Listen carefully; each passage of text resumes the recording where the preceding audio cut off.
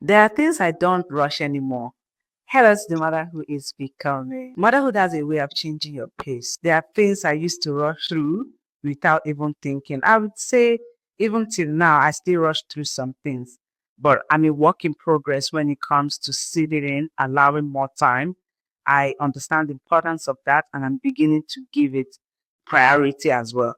So I've slowed down for certain things, not because I have more time, but because I've realized that some things deserve more time. Conversations, quiet moments, even rest. Not everything needs to be done quickly. Some things need to be experienced. And learning to allow that without feeling behind is gold.